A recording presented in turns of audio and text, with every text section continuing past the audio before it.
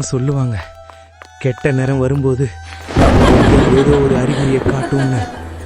ஆனா அன்னைக்கு எனக்கு கிடைச்ச அறிகுறி என் மரணத்தோட அழைப்புன்னு நான் கொஞ்சம் கூட நினைக்கல.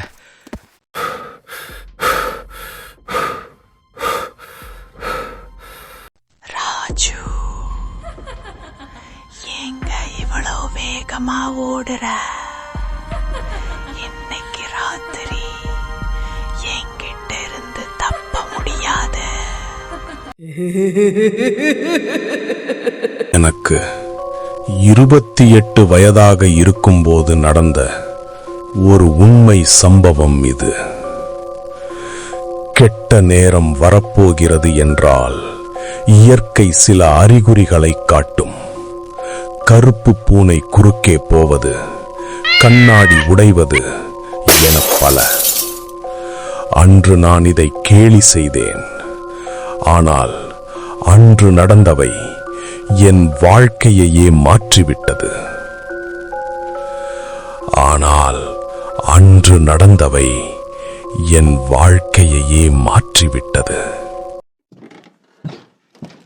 அப்பா வலிப்பு நோயால் துடித்துக் கொண்டிருந்தார்.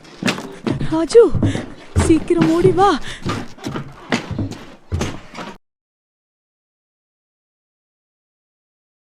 அப்பாவை பார், பக்கத்து கிராமத்து வழித்தேரை இப்போதே கூட்டிட்டு வரணும்.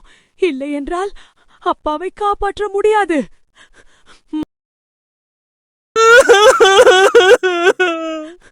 மாமாவுக்கு என்னாச்சு? ஐயோ, கை கால்கள் எல்லாம் இப்படி முறுக்கிக் கொள்கிறதே. ஆனால் இப்பொழுது நள்ளிரவாச்சே, காடு தாண்டி எப்படி போவீர்கள்? சித்ரலேகா, எனக்கு அப்பாவின் உயிர்தான் முக்கியம். நான் போயிட்டு வருகிறேன். வீட்டை விட்டு கிளம்பும்போது இருந்த அந்த வேகம் இந்த காட்டுப்பாதையில மெல்ல மெல்ல குறைய ஆரம்பிச்சது. மலைப்பாதையில சைக்கிள் மிதிப்பது மிகவும் கடினம். என் கால்கள் வலிக்க ஆரம்பித்தன. மூச்சு திரைச்சது. ஒவ்வொரு முறை பெடலிங் செய்யும் போதும் என் இதயம் வெடிக்க துயண்டது. இருபுறமும் பறந்து விரிந்த வயல்வெளிகள். முன்ன யமதர்மனோட வாய் போல திறந்து கிடக்கிற அந்த அடர்ந்த காடு. இந்த காட்டை பத்தி பல கதைகள் உண்டு.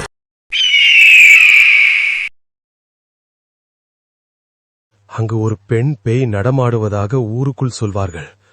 பல வருஷத்துக்கு முன்னாடி விபூதிநாத் சாமியார் ஒரு முறை அங்கிருந்த ஒரு இரத்த காட்டறிய விரட்டிய கதைய மக்கள் இப்பவும் பயத்தோட பேசுவாங்க. அன்று நான் தனியாக இருந்தேன். சுற்றும் முற்றும் பார்க்கிறேன். இருட்டு.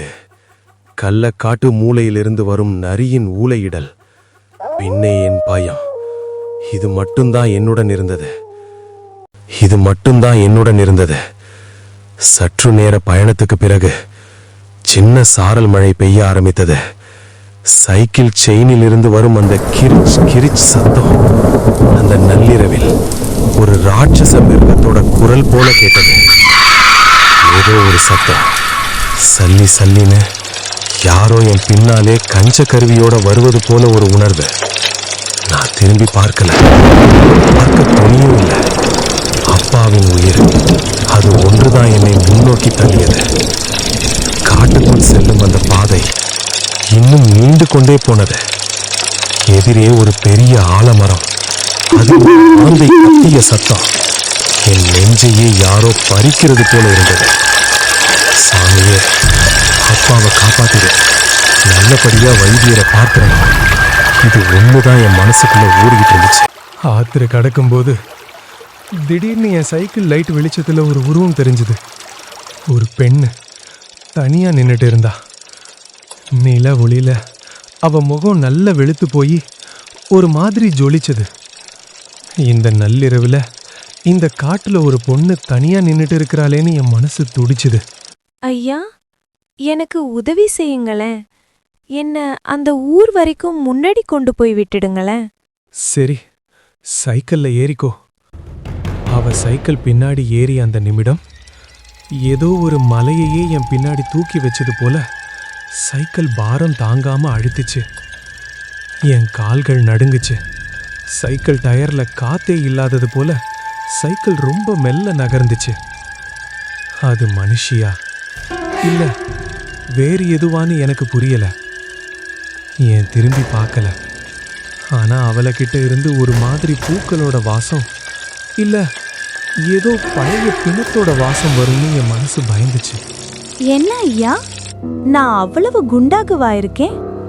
சைக்கிளை மிதிக்க ரொம்ப கஷ்டப்படுறீங்க போல தெரியுது. இல்ல இல்ல எனக்கு எனக்கு உடம்பு சரியில்லை. அதான் மெல்ல போகுது. கவலைப்படாதீங்க ஐயா, இன்னும் கொஞ்ச தூரம்தான். நான் போக வேண்டிய இடத்துக்கு நம்ம சீக்கிரம் போயிடுவோம். அவ சொன்ன அந்த வார்த்தை என் ரத்தத்தையே உறைய வச்சுது. அவளோட சிரிப்பு அந்த காட்டு முழுக்க எச்சரிக்கை கொடுக்கிற மாதிரி இருந்துச்சு. இங்கதான் ஐயா, இங்க நிறுத்துங்க. இந்த இருட்டுல தனியா தெரியுற அந்த சின்ன குடிசை தான் என் வீடு. ரொம்ப தூரம் என்னை தூக்கிட்டு வந்துட்டீங்க. எனக்கு துணை இல்ல.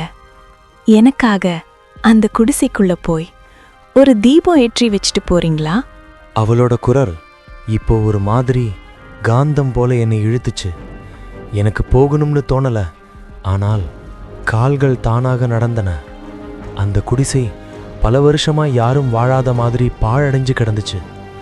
உள்ளே போனாலே ஏதோ ஒரு பிணத்தோட வாடை, கல்லறைக்குள்ள நின்னுட்டு இருக்கிற உணர்வு.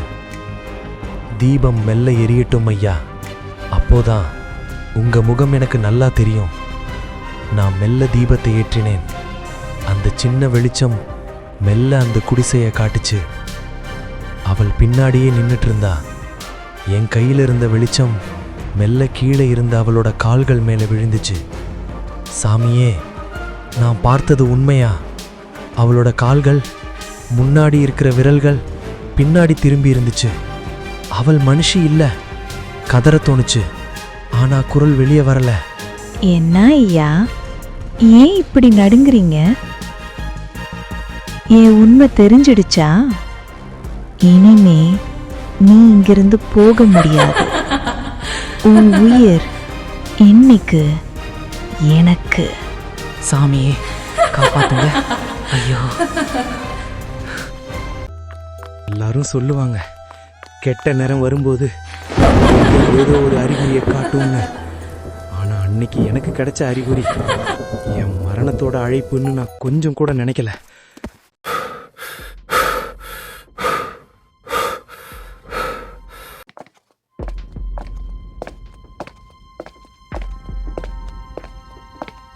ஐயோ, யாராவது கதவை திறந்துங்க ஐயா, காப்பாத்துங்க.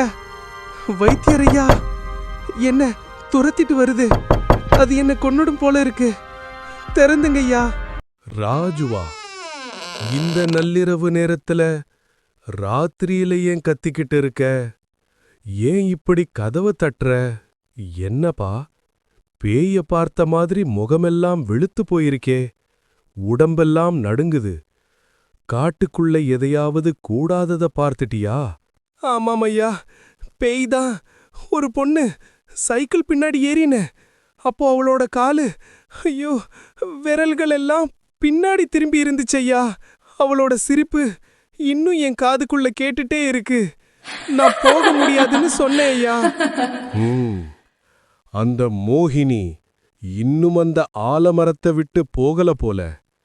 நான் தான் சொன்னேன்ல, கெட்ட நேரம் வரும்போது இயற்கை சில அறிகுறிகளை காட்டும்னு. நீதான் கேட்கல. சரி, பயப்படாத. இந்த விபூதிய நெத்தில பூசிக்கோ. இது சாதாரண விபூதி இல்ல. இந்த வேப்பிலைய கையில வச்சுக்கோ. இனிமே அவளால உன்னை நெருங்கிட முடியாது. வா, திரும்பி அந்த பாத வழியாதான் போகணும். அப்பாவை காப்பாத்தணும்னா நமக்கு வேற வழி இல்ல. ஐயா, திரும்பவும் அந்த இடத்துக்கே போகணுமா? எனக்கு உடம்பெல்லாம் நடுங்குது ஐயா. பயமே பேய்க்கு உணவு ராஜு. பயப்படாதே. இந்த மணி சத்தம் கேட்கிறா வரைக்கும் அந்த மோகினி உன்னை நெருங்க முடியாது.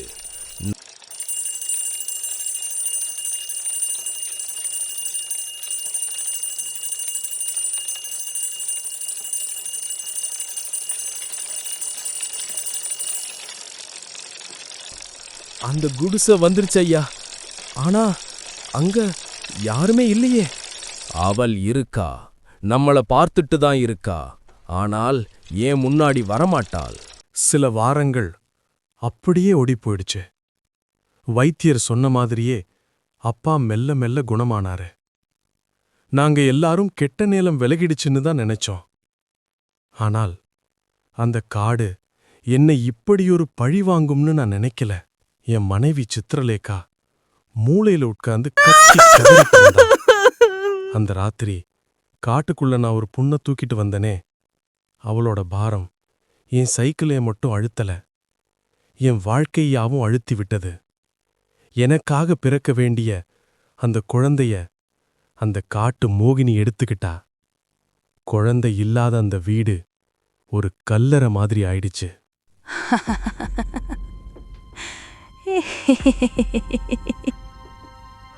ராஜு, ஏன் இப்படி அழுகிற?